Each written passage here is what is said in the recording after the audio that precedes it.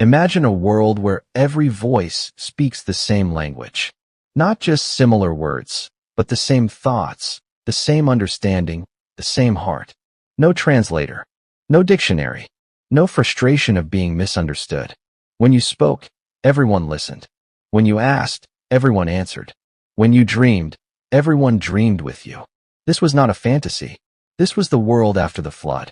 A world where humanity stood as one family, one tongue, one purpose. But something happened in that world. Something that changed everything. This is the story of the Tower of Babel. The waters had receded. The endless gray floods that had covered the earth for more than a year were now nothing but a memory carried in the bones of the old ones. Noah stepped out of the ark onto dry ground.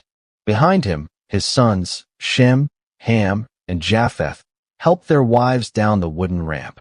The animals followed in pairs, then sevens, then countless more, spreading into the fresh, clean world like breath returning to lungs. The sky was bluer than anyone remembered. The soil was black and rich, untouched by any plow. And the air smelled of rain and earth and new beginnings. God had made a covenant that day. A rainbow stretched across the sky like a bridge between heaven and earth. Never again will I destroy all living creatures, God said. Be fruitful and multiply. Fill the earth. And so humanity began again. But here is something important to understand. The people did not scatter immediately. They stayed together. It was safer that way. Easier. More comforting. They spoke one language. One tongue. Every word from every mouth was understood by every ear. There were no translators. No confusion. No second-guessing. When a father said, "Bring water," his son brought water. When a mother said, "Stay close," her child stayed close.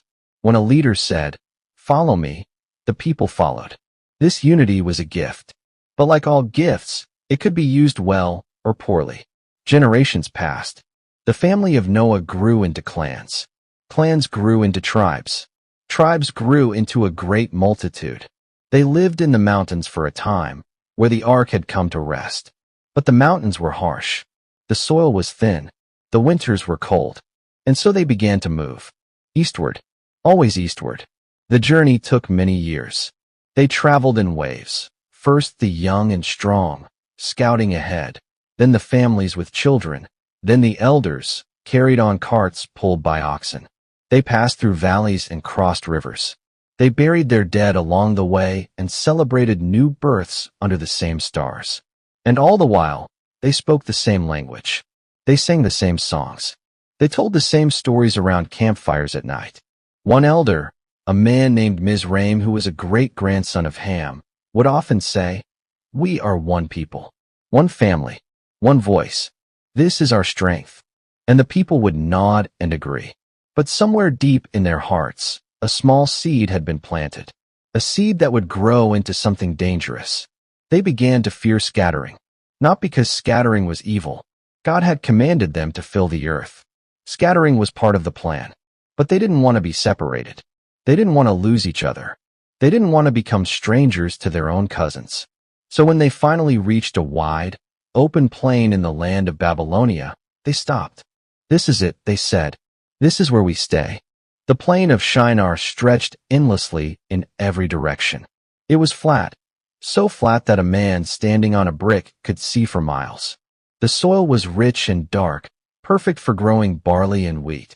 Two great rivers, the Tigris and the Euphrates, cut through the land like silver veins. "Look at this place," said Nimrod, a mighty hunter and leader among the people. He stood on a rise with his arms wide. "No mountains to climb. No floods to fear. We can build here. We can build anything." Nimrod was not a bad man. Not yet. But he was ambitious. His heart burned with a desire to be remembered, to leave a mark, to make a name that would never fade. The people loved him for his confidence. They followed him because he spoke boldly and moved quickly. "We will need bricks," Nimrod announced one morning. "There is no stone here, but the clay is plentiful. Let us make bricks and bake them hard with fire." And so they did. They dug clay from the riverbanks. They mixed it with straw. They shaped it into rectangular molds and left them to dry in the sun. Then they placed them in kilns, great ovens of fire and burned them until they became as hard as stone. For mortar, they used tar from the many tar pits scattered across the plain. Black and sticky, it held the bricks together like glue. The first buildings were simple: homes, storage huts, walls for keeping animals. But soon, the people grew bolder. "Let us build a city," Nimrod said. "A great city, the greatest the world has ever seen." The crowd cheered. "And in that city," he continued, his voice rising, "let us build a tower whose top reaches the heavens." Silence. Then whispers. Then excited murmurs. "We will make a name for ourselves," Nimrod declared. "We will not be scattered across the whole earth." The people roared with approval. They did not realize it yet, but in that moment, their desire for unity had curdled into defiance. But heaven was watching. The Lord looked down from above and saw the city and the tower. He saw the bricks and the tar and the scaffolding. He saw the workers and the children and the old ones. And he saw their hearts. They were not building to worship him. They were not building to honor his name. They were building to make their own name famous. They were building to stay together out of fear, not obedience. They were building because they wanted to be like gods, self-sufficient, powerful, untouchable. The Lord said, "Look, they are one people. They all speak the same language. If this is what they begin to do, then nothing they plan will be impossible for them." This was not admiration. This was concern. Because unity without submission becomes rebellion. Power without humility becomes destruction. Ambition without worship becomes idolatry. The people wanted to reach heaven with bricks and tar, but they had forgotten that heaven is not impressed by height. Heaven looks at the heart, and the heart of humanity, in that moment, was proud. So the Lord made a decision, not to destroy them, not to send another flood, not to rain fire from the sky, but to interrupt them. "Come," the Lord said. "Let us go down and confuse their language so that no one will understand the words of their neighbor." It happened in a single moment. One moment, the tower buzzed with the rhythm of work, voices calling, instructions echoing, laughter and shouting mixing together in a symphony of unity. The next moment, chaos. A foreman named Joktan stood on the third level and shouted down to the brickmakers below, "Send up more bricks. We are running low." But the brickmakers heard, "Send up more sticks." "What sticks?" "Bricks." Joktan shouted again, his voice strained. "Kicks," one worker replied, confused. "Bricks." "Pits." "You want pits." Joktan threw his hands in the air. "What is wrong with you people?" But the problem was not with the workers. The problem was with the words. Every mouth was speaking a different tongue. A man asked for water. His neighbor handed him a hammer. A woman called for her child. Another woman brought her a brick. A builder requested tar. Someone gave him a handful of straw. Within minutes, the construction site collapsed into confusion. People shouted at each other in languages that sounded like nonsense. They pointed and gestured and grew frustrated. Some wept. Some stormed away. Some stood frozen, unable to understand why their own brothers were suddenly speaking like strangers. Families tried to stay together. A father reached for his son and said, "Come, let us go home." But the boy heard only strange syllables and stepped back in fear. A mother tried to comfort her daughter, but her words came out as gibberish. The girl ran away crying. The unity that had taken generations to build shattered in a heartbeat. That night, the plain of Shinar was quiet. No singing, no shouting, no rhythm of work. The tower stood unfinished, a dark silhouette against the stars. Small groups huddled together, those who could still understand each other. They gathered their belongings. They lit torches, and they began to leave. One group went north, toward the mountains. Another went south, toward the deserts.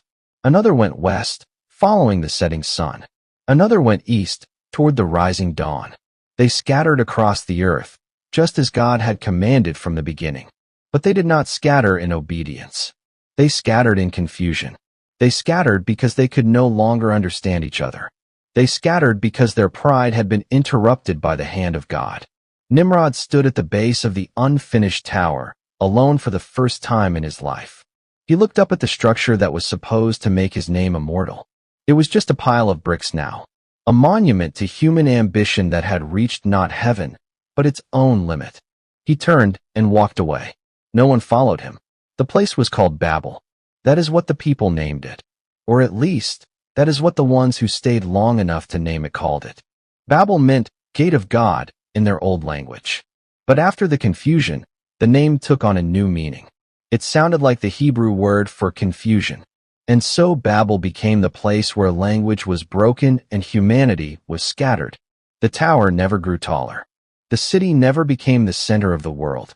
The name that Nimrod wanted to make famous became a warning instead. But here is the deeper truth.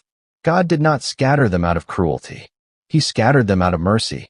Because if they had stayed together, all of humanity, united in one language, one place, one pride, they would have eventually destroyed themselves. Their ambition would have turned inward. Their unity would have become tyranny. Their tower would have become a prison. So God scattered them. He scattered them so that they would fill the earth, just as he had commanded. He scattered them so that different cultures, different languages, different ways of understanding the world would flourish.